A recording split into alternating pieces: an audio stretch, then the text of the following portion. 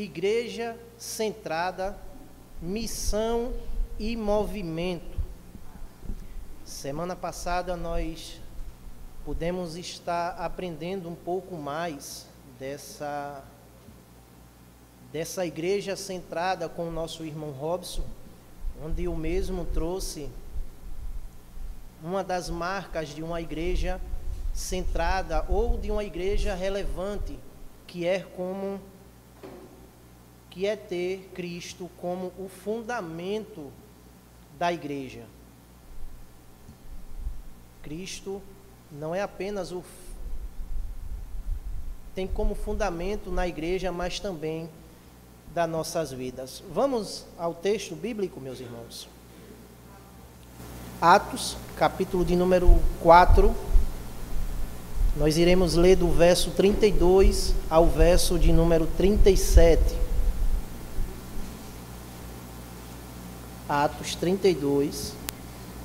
Atos 4, 32 a 37. Amém, meus irmãos? Diz assim a palavra do nosso Deus: da multidão dos que creram, uma era a mente e um o coração. Ninguém considerava unicamente sua coisa alguma que possuísse, mas compartilhavam tudo o que tinham. Com grande poder, os apóstolos continuavam a testemunhar da ressurreição do Senhor Jesus. E grandiosa graça estava sobre todos eles. Não havia pessoas necessitadas entre eles, pois os que possuíam terras ou casas as vendiam e traziam o dinheiro da venda e o colocavam aos pés dos apóstolos, que os distribuíam segundo as necessidades de cada um. José, um levita de Chipre, a quem os apóstolos deram o nome de Barnabé, que significa encorajador, vendeu um campo que possuía, trouxe o dinheiro e o colocou aos pés dos apóstolos. Vamos orar uma vez mais, meus irmãos. Querido Deus e Pai, nós rogamos a Ti a Tua graça e a Tua misericórdia. Pedimos o Teu Santo Espírito que nos esclareça a Tua palavra e ilumine o nosso coração e a nossa mente para assim podermos aprender e compreender a Tua palavra. Nós Te pedimos, Senhor Deus, que nos ajude nesta palavra. É o que nós Te pedimos em Cristo Jesus. Amém e amém. Louvado seja Deus. Você já percebeu, meus irmãos e irmãs, como algumas histórias, mesmo sendo de ficção, nos fazem enxergar verdades profundas da vida real? Eu acho que nós já assistimos filmes, séries, documentários que nos trouxe à memória alguma realidade da vida real. Em 2002, estreava no Japão um anime chamado Naruto Uzumaki. Quem já assistiu Naruto sabe que, apesar de ser um anime cheio de batalhas e técnicas impressionantes, o que mais marca naquele anime não são as lutas em si, mas o valor da comunidade. Há um episódio que ficou muito marcante, é quando a aldeia da Folha é atacada. O inimigo é forte e tudo parece perdido naquele momento. Mas naquele momento de caos, acontece algo surpreendente. Cada morador da vila faz sua parte. Uns oferecem proteção aos que não podiam se proteger. Outros ajudavam os feridos a se recuperarem dos ferimentos. Outros repartiam seus recursos aos que não tinham. Ninguém ficava para trás. Esse é o dilema da aldeia da Folha. Mas quando nós olhamos para Naruto, Muitas das vezes, o próprio Naruto entrega parte da sua força, ou seu chakra, como é chamado, para sustentar os seus companheiros quando não tinha mais forças para lutar. Mas o que faz, meus irmãos e irmãs, a Vila da Folha sobreviver àquele momento de caos não é apenas a habilidade dos ninjas, mas a unidade de um povo que se enxerga como família. Essa cena, embora seja uma ficção, nos aponta para uma realidade muito maior e verdadeira, na qual nós enxergamos e vemos na palavra de Deus. Em Atos 4, 32 e 37, vemos a igreja primitiva vivendo exatamente assim, como uma família espiritual. Ali, ninguém passa necessidade, porque os irmãos, transformados pelo Evangelho de Cristo, repartem o que têm. Um exemplo claro é o de Barnabé, que os apóstolos colocam o nome dele de encorajador, que vendeu o campo e entregou tudo aos apóstolos, para que os necessitados fossem socorridos. Começar a falar, a boca começa a secar.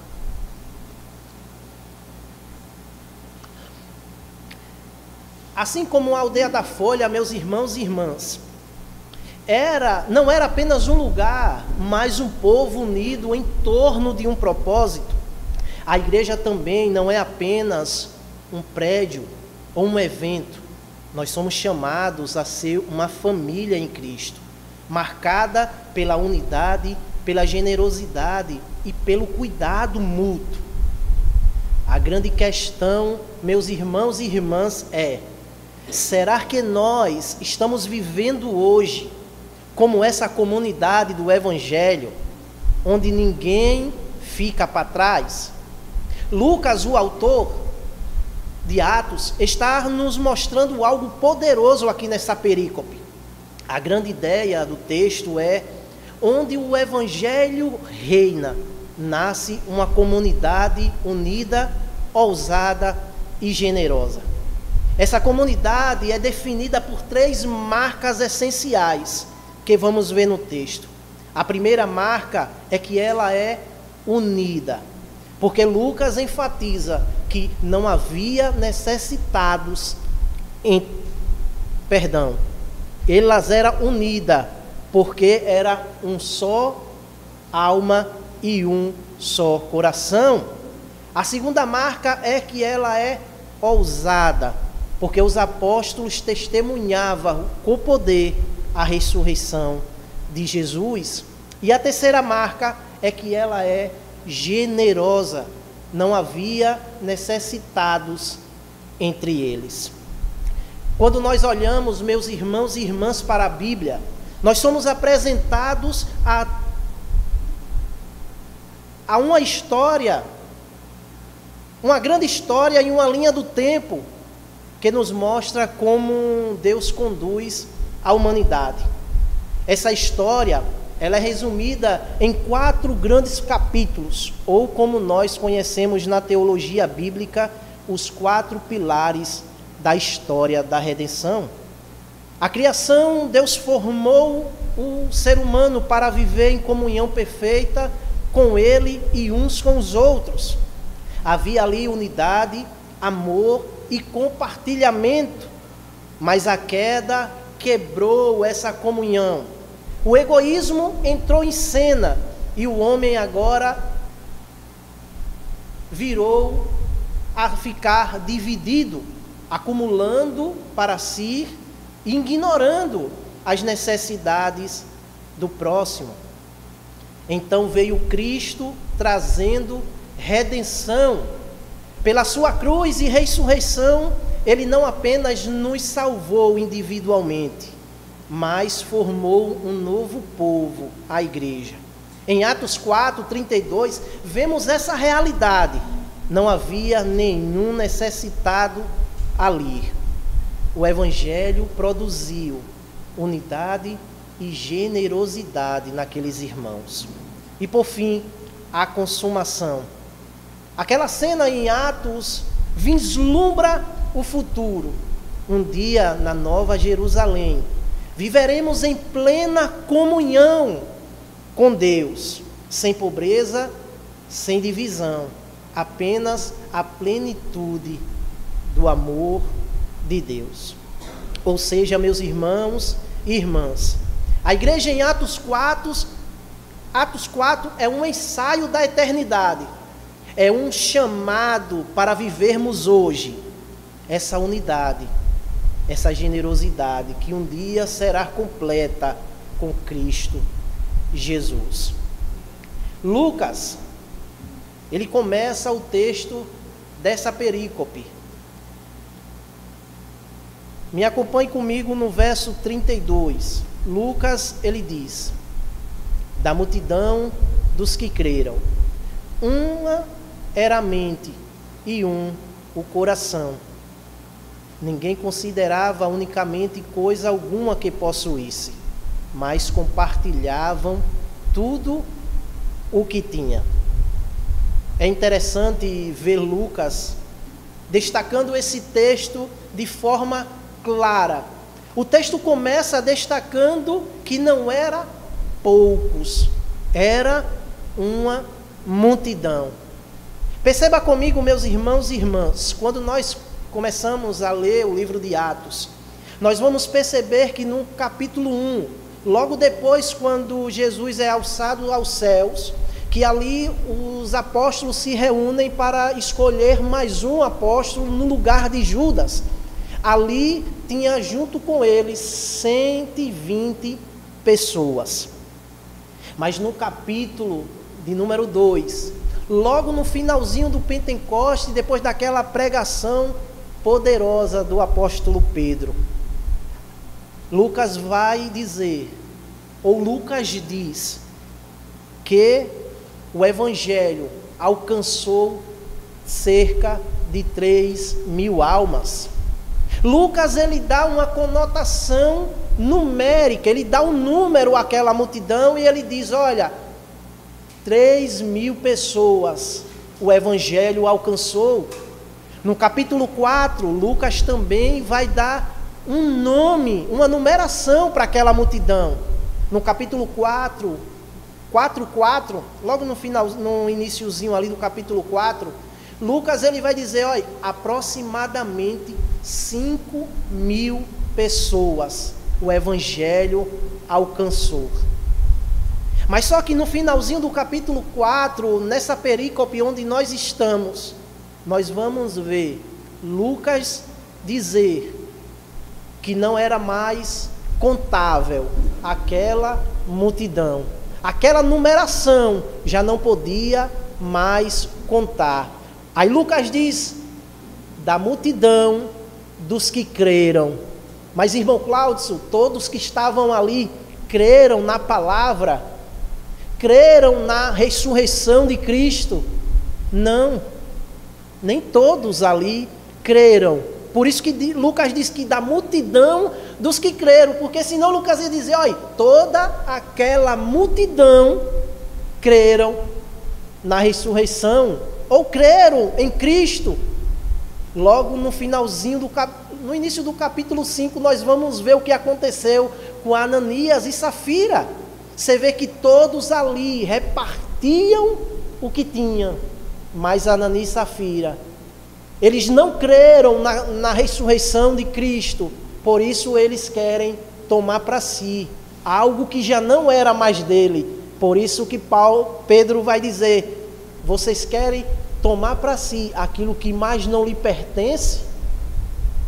E Lucas ele diz, olha, já não era mais pouco, mas uma multidão. Alguns teólogos seguem duas linhas de raciocínio. Uns vê, porque logo depois desse texto, Lucas vai começar a dar recorrência a uma frase que diz assim, e a palavra de Deus se multiplicava. Vários textos nós vamos ver Lucas dizer isso. Então alguns teólogos eles vão seguir na linha que a palavra de Deus se multiplicava de forma geográfica, onde a palavra de Deus alcançava cada vez mais povos. E outros teólogos vão ficar na linha de que a palavra de Deus se multiplicava não só apenas geograficamente, mas também nos indivíduos, porque era notável a crescente da palavra de Deus em cada indivíduo. Então, Lucas deixa bem claro que não era poucos, mas uma multidão. E o mais interessante é que Lucas nos mostra que aquela unidade daquela multidão, se nós achamos, nós hoje temos 33 membros na congregação. Imagine uma comunidade com mais de 8.000 pessoas. Lucas ele vai ser bem enfático em dizer que aquela comunidade era só uma alma e um só coração. Muitas das vezes nós achamos dificuldades em um grupo tão pequeno. Imagine uma multidão, uma comunidade de mais de 8.000 pessoas. E o mais interessante é que essa unidade não era resultado de coisas naturais, como amizade, ou porque tinha a mesma profissão, ou porque morava próximo um do outro. Não, essa unidade era causada pelo Evangelho. Não era nada natural aquela unidade daqueles irmãos, porque perceba bem, como era que um sacerdote ia se envolver com um pescador, se não fosse o Evangelho transformando aquele coração. E ali nós vemos pescadores e sacerdotes, ricos e pobres, juntos no Evangelho. A fé em Cristo Jesus tiraram eles do individualismo e inseriram eles em uma nova família espiritual. A fé em Cristo, meus irmãos e irmãs, nos liberta do eu para viver o nós. Só o Evangelho consegue tirar o eu de cena e mostrar o nós. E Lucas, ele vai nos dar um mergulho nessa unidade daqueles irmãos. Lucas nos diz que era uma mente e um coração. Essa palavrinha mente, em algumas traduções está como alma, mas só que essa tem conotação numa palavra grega, psique, que quer dizer alma, entendimento e propósito. Não se trata, meus irmãos, essa unidade que Lucas menciona aqui como alma, como uniformidade de pensamentos, ou seja, o pastor Jefferson é flamenguista e eu também sou. Ou que nós temos o mesmo pensamento, ou que nós temos os mesmos gostos. Não é essa unidade que Lucas menciona aqui, mas de um propósito compartilhado. Todos viviam em uma mesma convicção. E qual convicção é essa? Cristo ressuscitou e é Senhor. Essa era a convicção daqueles irmãos. Então era sobre isso que eles eram unidos. Eles tinham seus afazeres, eles viviam em suas casas, mas quando se tratava de algo sobre Cristo, eles eram unidos. Porque era isso que unia eles, era essa convicção de que Cristo ressuscitou e é Senhor. E essa mesma convicção, essa mesma mente os guiavam para quê? Para o serviço, para a comunhão e para a missão.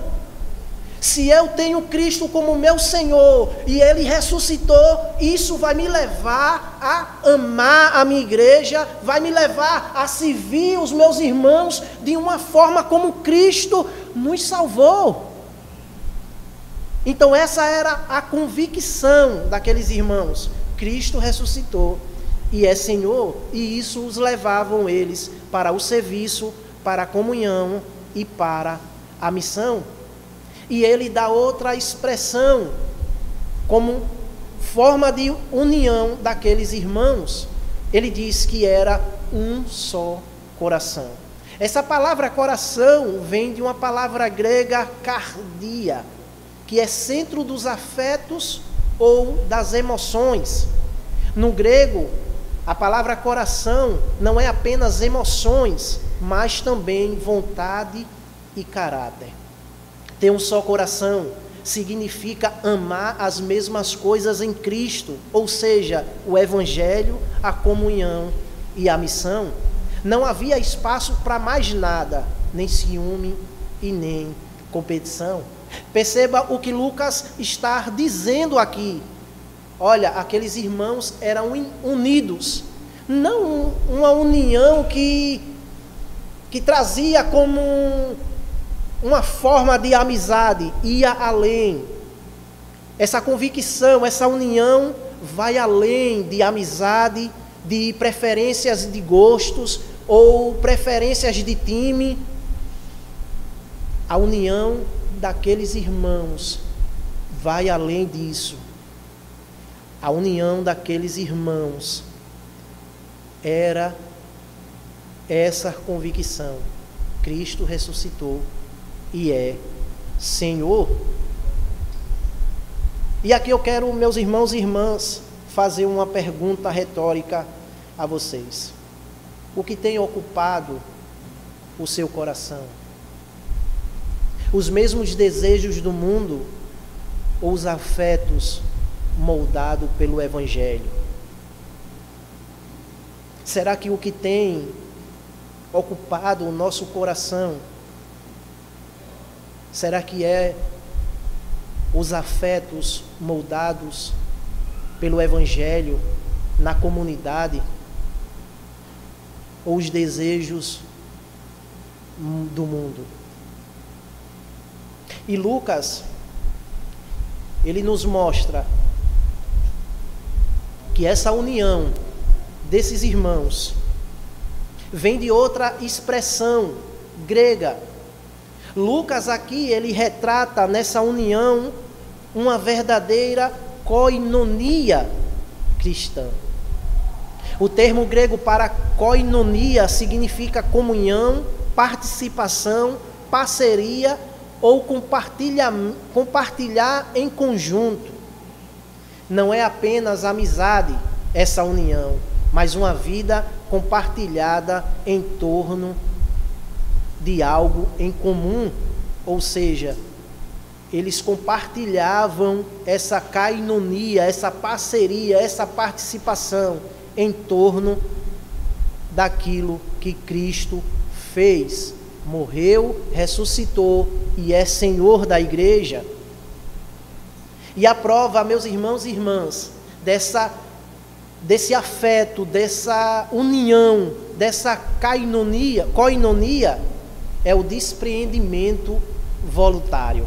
Porque Lucas diz: ninguém considerava unicamente sua coisa alguma que possuísse, mas compartilhava tudo o que tinha. Nós conseguimos perceber aqui, meus irmãos, que não havia uma imposição estatal, ou seja, uma imposição do Estado naquele movimento. Também não havia uma imposição apostólica, ou seja, os apóstolos não forçava aqueles irmãos a contribuírem com a causa de Cristo, mas era uma atitude nascida do Espírito. era reconhecer que o que eles tinham, antes de tudo, era de Deus. E eles usavam aqueles recursos não com empreendimento, não como com o coração preso àquilo, mas em torno do bem comum à comunidade. Como diz John Stott, Lucas descreve não apenas uma uniformidade externa, ou seja, fora, mas uma profunda comunhão interior. Coração e alma significa tanto a sede dos afetos quanto da vida. Então aqueles irmãos, eles entendem que o que eles receberam de Cristo, a salvação, é mais importante do que meros bens.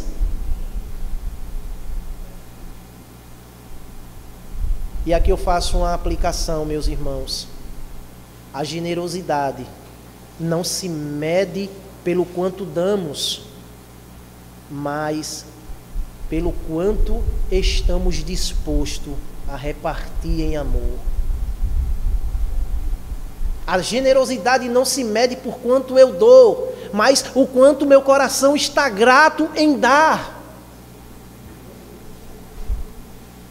Louvado seja Deus. E Lucas continua no verso 33. Com grande poder os apóstolos continuavam a testemunhar da ressurreição do Senhor Jesus. E grandiosa graça estava sobre todos eles.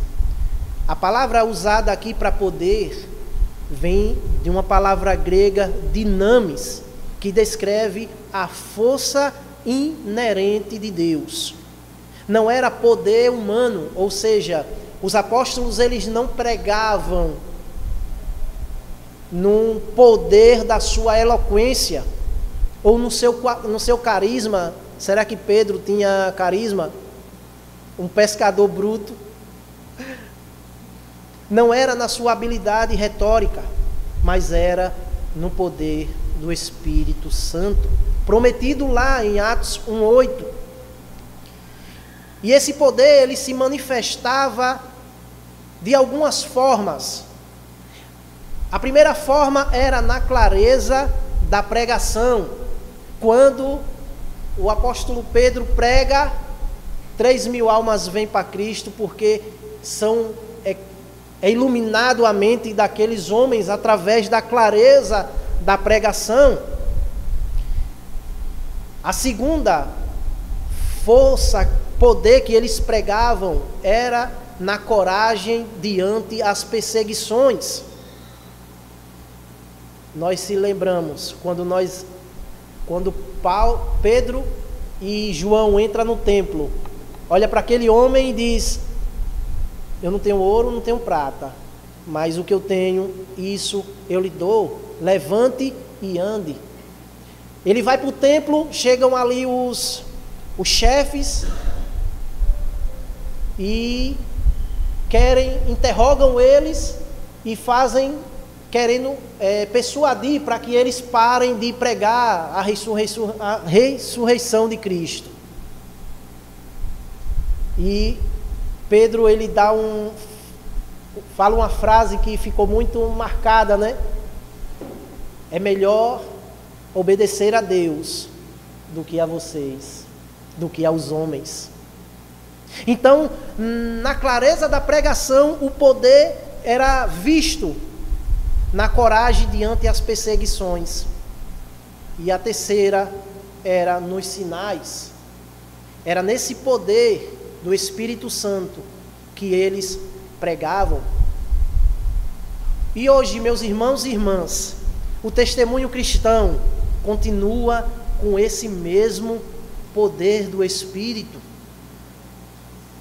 Não é na nossa inteligência, não é no nosso carisma, não é na nossa retórica, mas no poder do Espírito que convence o pecador. se não for no poder do Espírito, se não for o Espírito que traga clareza da palavra, a nossa pregação é vazia, a nossa oratória não serve de nada.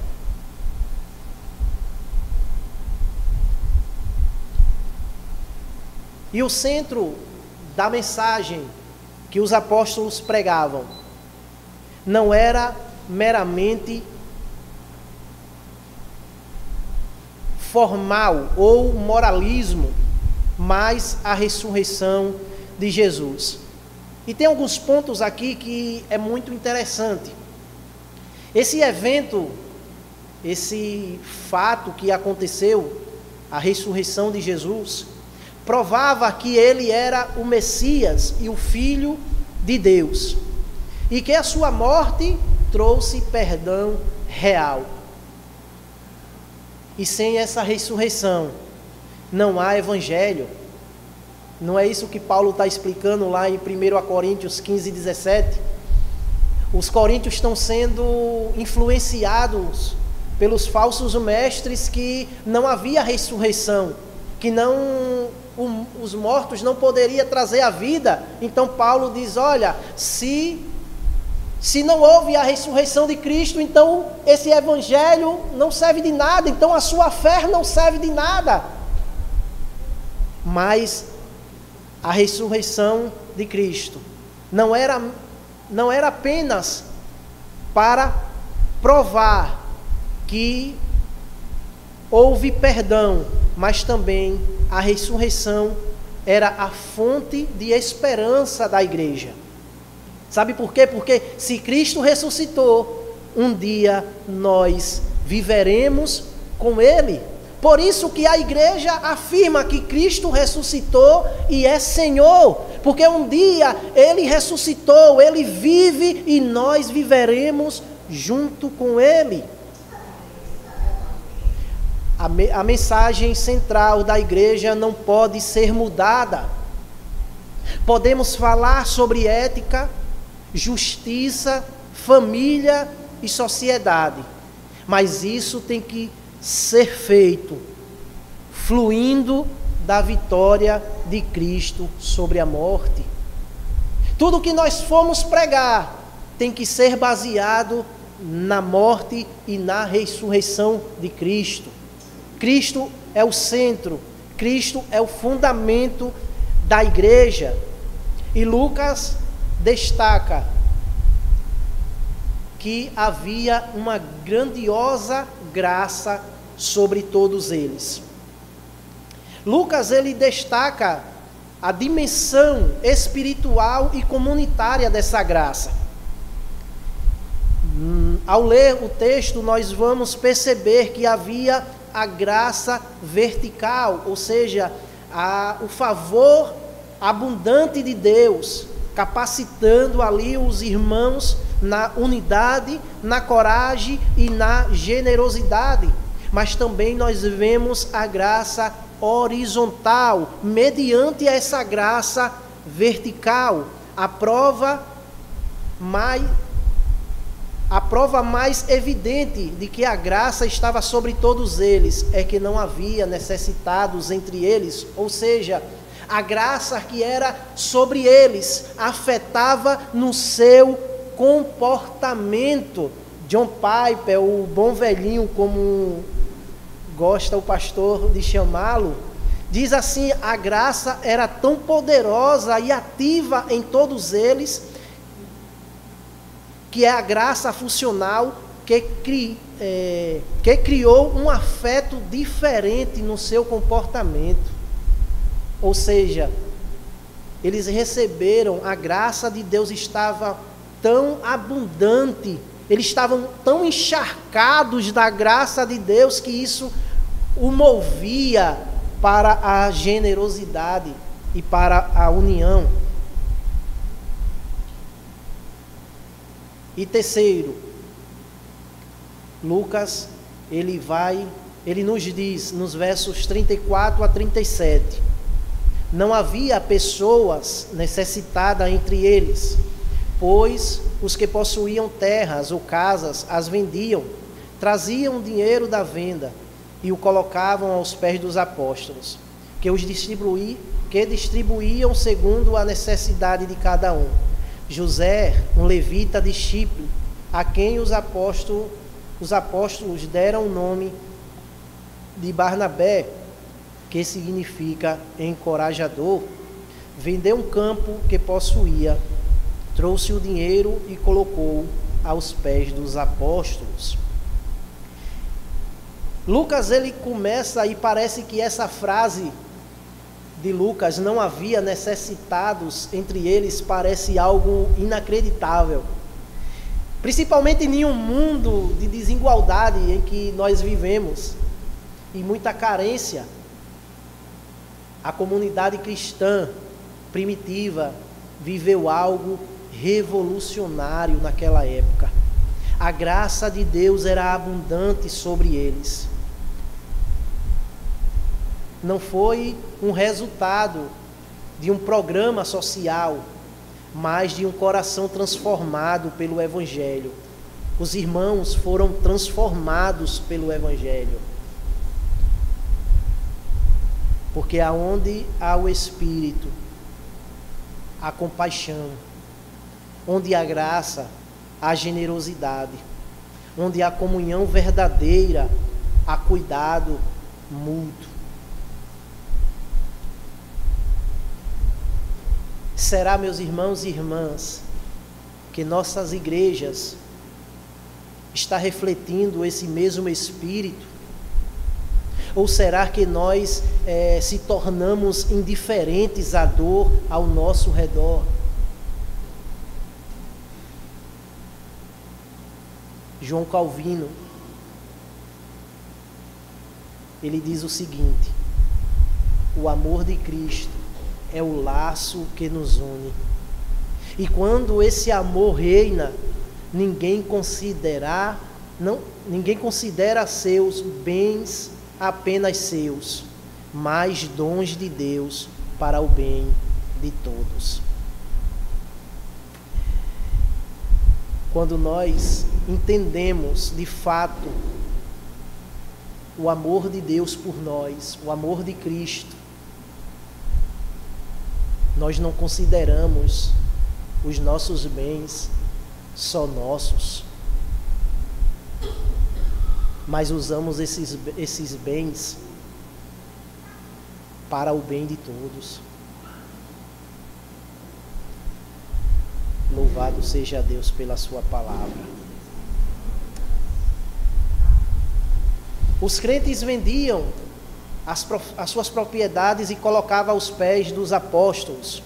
Isso era um gesto de submissão, não era apenas era de confiança e submissão espiritual, porque eles entendiam.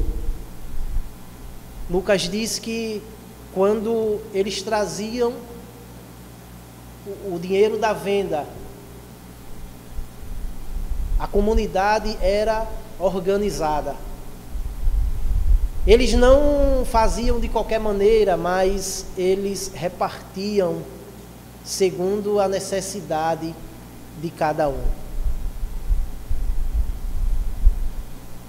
E quando há organização,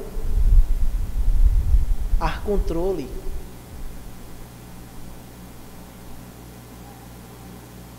E quando Lucas relata que não era apenas um gesto de submissão aos pastores ou aos apóstolos, mas a igreja entendia que isso vinha não deles, mas de um coração transformado pelo Espírito Santo de Deus. Martin Henry diz o seguinte: aqueles que amam a Cristo não podem suportar ver um irmão necessitado. A graça do Evangelho ensina a abrir mão como o coração aberto. Então Lucas nos apresenta um exemplo vivo de generosidade. Ele nos apresenta a história de Barnabé. Ele dá um relato desse irmão que coloca o nome dele de Barnabé, que tem o seu nome como consolação ou encorajador.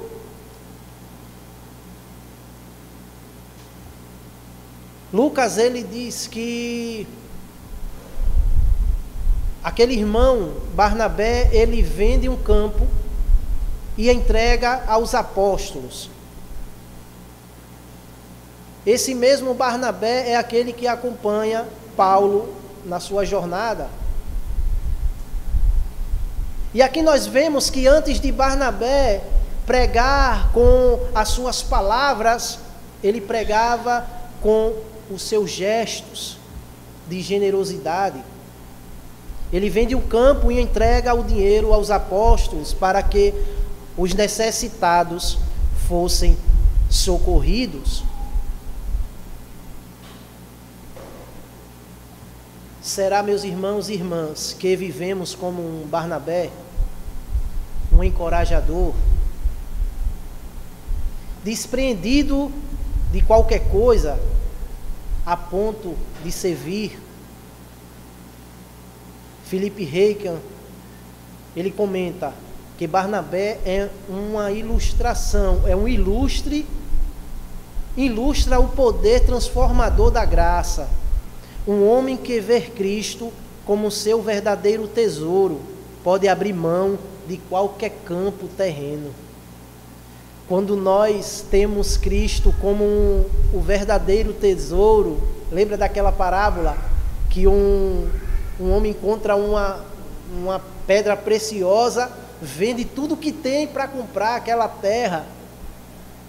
Quando nós entendemos quem de fato Cristo é para nós, nenhum campo terreno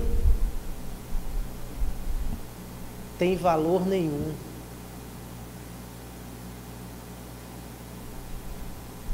A igreja de Atos reflete o próprio coração de Jesus, porque Cristo é o Barnabé perfeito. Ele é o Barnabé perfeito, o verdadeiro filho do encorajamento. O apóstolo Paulo, ele diz: pois vocês conhecem a graça de nosso Senhor Jesus Cristo, que sendo rico se fez pobre por amor de vocês, para que por meio da pobreza dele, vocês se tornassem ricos. Aqui é um versículo que muitos já gostam, né, de pegar esse versículo e de interpretá-lo de forma equivocada. Eu até comentei com o pastor Jefferson e com o Emerson de algumas interpretações sobre esse texto. Alguns dizem que Jesus, ele vendeu tudo que tinha no céu para que nós fôssemos ricos aqui na terra. Mas quando nós lemos o texto e o contexto, nós vamos entender que o apóstolo Paulo estava incentivando ou encorajando os irmãos de Corinto a serem contribuintes ou ajudar as outras igrejas que estavam com poucas condições ou que estavam passando por dificuldades. Ele até menciona ali a igreja da Macedônia. E aí ele diz: olha, vocês conhecem a graça do nosso Senhor Jesus Cristo, vocês conhecem o que Ele fez por vocês. Ele deixou tudo, deixou a sua riqueza, deixou a sua glória, para que vocês fossem ricos. Mas ricos não nessa terra, mas para suprir uma necessidade que vocês tinham, a salvação. Nós éramos pobres, E hoje somos ricos porque Cristo nos trouxe salvação. É essa a interpretação do texto. É isso que o apóstolo Paulo está dizendo. Vocês conhecem a graça, vocês receberam a graça do nosso Senhor Jesus Cristo, e agora peguem isso e faça o mesmo. Dê graça, faça a graça, sejam generosos.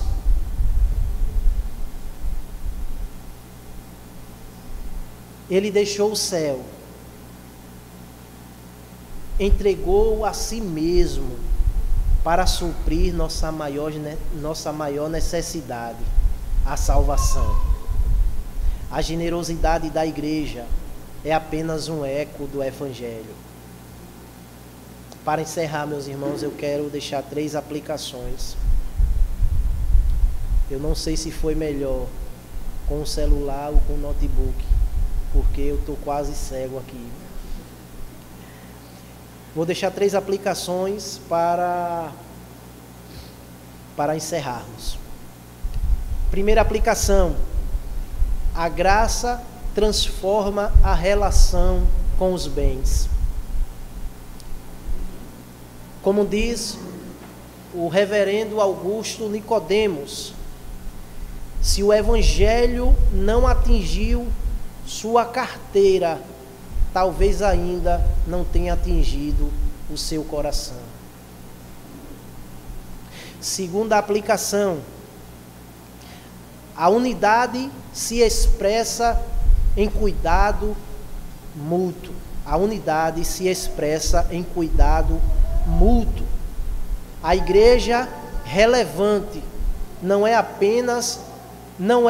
a mais rica em estrutura, mas a mais rica em amor. Uma igreja relevante, ela não é a mais rica em estrutura, mas a mais rica em amor. Terceira e última aplicação: a generosidade é um testemunho poderoso.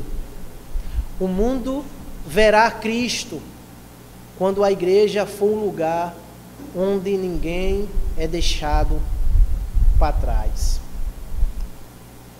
Se a nossa comunidade está unida pelo mesmo propósito, Cristo ressuscitado, ela é ousada em sua mensagem, ela é generosa em seu amor. Então, de fato, nós vivemos como um verdadeiro ensaio da eternidade. Que o Senhor nos ajude a sermos uma igreja assim. Que Deus abençoe os irmãos, para a glória de Deus.